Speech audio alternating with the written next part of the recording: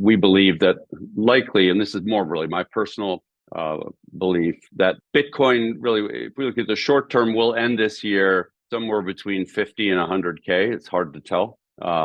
Next year, likely getting close to 200K potentially at the high end. Otherwise, most certainly somewhere in the 125 to 150 range. You're seeing, a very interesting dynamic. The ETF has attracted capital that previously was invested in mining equity stocks, so stocks in companies like Marathon. Some of that flowed out of those stocks and into the ETFs. What that means, and they are prepared to pay much higher prices for energy. So Bitcoin miners will essentially be squeezed out of markets. Thiel Advisors and Marathon Digital Holdings boss Fred Thiel has a very bullish outlook on Bitcoin in 2024 due to the unprecedented demand for the leading cryptocurrencies through BlackRock's IBIT and other spot Bitcoin ETFs. According to Thiel, the normal Bitcoin cycle has been moved forward by about 6 months due to the unprecedented demand, making this an extraordinary cycle for the cryptocurrency market. As the CEO of the world's largest Bitcoin mining company by market cap, Thiel is also looking forward to the April 2024 halving, which he says will further exacerbate the supply shock that the ETFs have caused. In his latest Twitter post from March, Thiel notes that there is a widening gap between ETF inflows and cryptocurrency exchange outflows, adding that it was contributing to higher prices for the leading crypto asset. The outflows have continued since then, according to recent data from blockchain analytics firm Arkham Intelligence. According to the firm's latest report, 76,179 Bitcoin, worth over $5 billion, moved out of Coinbase and Binance in the 44 consecutive days leading up to March 31st, 2024. On February 16th, Coinbase, the second largest crypto exchange and custodial firm, held approximately 1 million Bitcoin. The exchange had parted with 71,257 Bitcoin as of Sunday, March 31st, 2024. Binance's Bitcoin reserves also decreased by 4,922 Bitcoin in the same period, marking combined outflows of 76,179 Bitcoin for both exchanges. According to Thiel, all these are signs that this cryptocurrency is anything but ordinary. However, the Marathon Digital boss cautions that there will be several consolidation phases along the way, but this should overall be a very bullish cycle for Bitcoin. As we bring you clips from Thiel's recent interview with David Lin, please take a little time to like this video, subscribe to the channel, and turn on post notifications for more videos like this. Thanks, and enjoy the video. While giving his long-term outlook on Bitcoin, Thiel reacts to Cathie Wood's $600,000 to $1.5 million Bitcoin price prediction, describing it as doable. If you think that Bitcoin historically has increased in value anywhere from 20 to 35% a year, kind of on average over the period of time, then, at 70,000 today going forward to 2030, you're looking at 6 years. Yeah, 30% a year appreciation, that's totally doable. And then it's a question of, does the cycle repeat and you have a bit of a bear market? Or are we done with historical cycles, and because of the ETFs and longer holding institutional interest in Bitcoin, do we start seeing less volatility, which also means potentially less price appreciation on a long-term basis, other than that driven by pure supply and demand?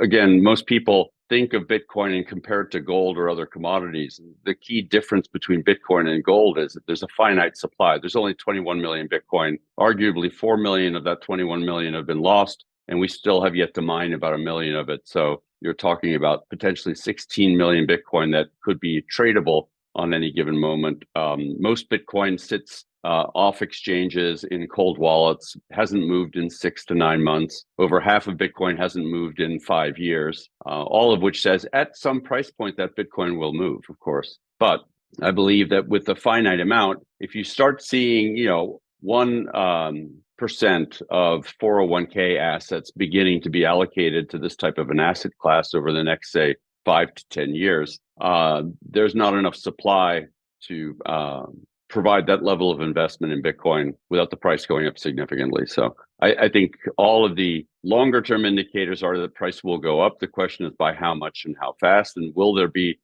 profit taking and drops along the way? The one thing I think that is certain is while longer term volatility will decrease in the short term, because of the amount of Bitcoin that's not on exchanges and the time it takes to get Bitcoin to exchanges from off-chain wallets, we'll see a lot of volatility in the price. Swings of 10% in a day will be normal fodder, I think.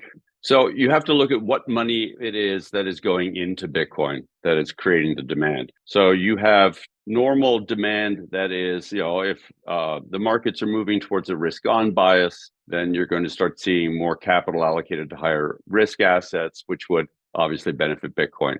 That doesn't necessarily mean that the equity markets are going up at the same time. You can look at the macroeconomic situation today, and what you're seeing is one where you have persistent inflation pressures, you have persistent geopolitical pressures, and let's just say exogenous events that are causing some of that inflation to remain very sticky. Geopolitical situation in the Suez area that's creating shipping challenges. You now also have the Port of Baltimore issues, which is another exogenous event that's going to create some form of impact on the inflation side. While you're starting to see unemployment tick up, many industries, especially on the services side, still haven't seen the downtick in employment. Manufacturing has seen it. So I think that we're either going to go into a recessionary period, in which case people may decide to put actually more money into assets like Bitcoin, which tend to be anti-inflationary and maintain value. But at the same time, there'll be less risk assets available. So it's going to be very interesting to see how Bitcoin behaves, because it acts a little bit like a chameleon, or a leopard rather, in that it changes its spots. If you go back to during the period of COVID and all those subsidies, there was a lot of money. People bought a lot of Bitcoin, things like that, stocks, etc. Then we had the drop in Bitcoin, and then all of a sudden Bitcoin started acting like an inflation hedge again. So Bitcoin changes its meme, if you would, and its bias a little bit depending on the types of investors who are buying or selling Bitcoin at any given moment. And I think what we're going to continue to see is Bitcoin have more pressure to move price upwards than to move price downwards in the near term. During the interview, the focus shifts to the coming halving event and how it will impact Bitcoin mining firms like Marathon. Bitcoin miners get block rewards for their troubles, which helps them to stay in business and make a profit. The catch is that the block reward gets halved every 4 years, meaning Bitcoin prices have to at least double for miners to compensate miners for the halved reward. However, the price doubling does not occur instantly. It takes time for the reduced supply to filter through the markets. During that time, Thiel explains that some miners, especially those who would incur electricity costs, whether they continue their activities or not, will keep mining and bear the loss until prices improve. Others will stop mining altogether to wait out the price drop. Thiel explains that all of these factors will affect Bitcoin prices both ways at different periods in the next 12 to 18 months. However, he is still overall bullish on the leading crypto asset. Here are more clips from the interview. To produce a Bitcoin, if today it costs you, I'll use $20,000 as a round number, to produce Bitcoin, then, and that is your cost of energy to produce Bitcoin, then your cost to produce a Bitcoin post-halving would be $40,000 notionally. There are some slight differences. Your operating expense that is non-energy related relative to mining Bitcoin, it does not double. That cost doesn't double. It just takes twice as much compute to generate the same number of Bitcoin. And so what ends up happening is essentially, if you have 10% of the Bitcoin network in your mining fleet, the capacity of the Bitcoin network, then instead of producing 90 Bitcoin a day, you're going to get 450 Bitcoin a day. But the amount of energy you're expending is going to cost you the exact same. So that 45 Bitcoin will cost you what 90 Bitcoin cost to produce before the halving. Well, I think you need to look at the supply shock. Right now, we have a demand shock because of the ETFs. That's what's been driving price up. As you get to, and that's a demand shock to the tune of about 2,000 Bitcoin a day.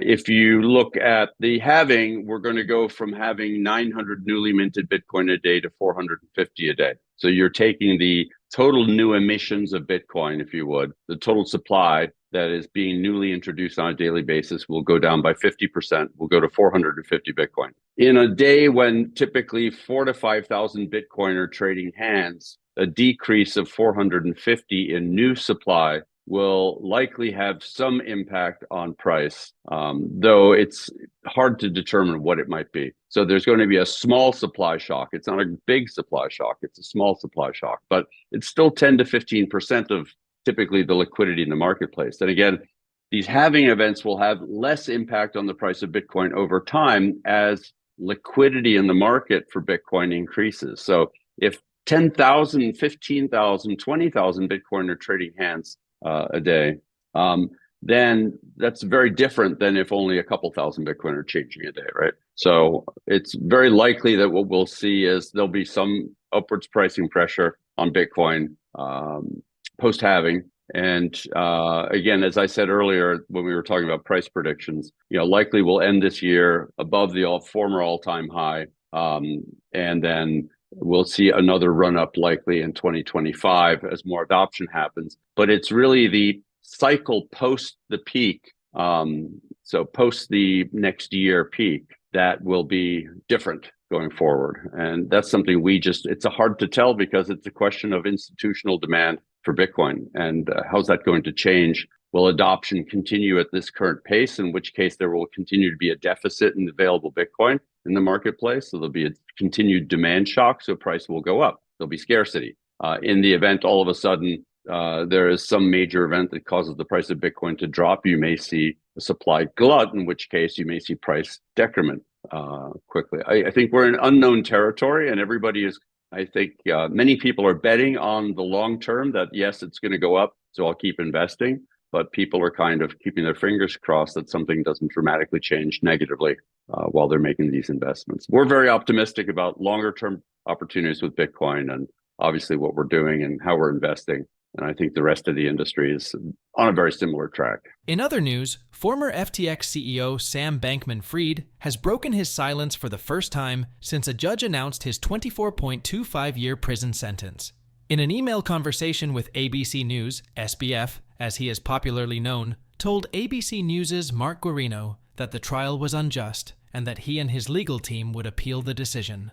According to the ABC News report, SBF believes the defense team failed to get critical evidence at trial, and that the lawyers at Sullivan and Cromwell, the New York law firm managing FTX's bankruptcy, ignited a one-sided media frenzy that contaminated the whole process. SBF is reportedly tormented about how everything played out. He is quoted in the report as saying, "I'm haunted every day by what was lost. I never intended to hurt anyone or take anyone's money, but I was the CEO of FTX. I was responsible for what happened to the company, and when you're responsible, it doesn't matter why it goes bad. I'd give anything to be able to help repair even part of the damage. I'm doing what I can from prison, but it's deeply frustrating not to be able to do more." What do you think about the judge's decision and SBF's appeal prospects? Is there any way he can get out of this with a reduced sentence? Please drop your replies, as well as comments on Fred Thiel's interview, in the comment section below. Also, ensure you like this video, subscribe to the channel, and turn on post notifications for more videos like this. Thanks for watching.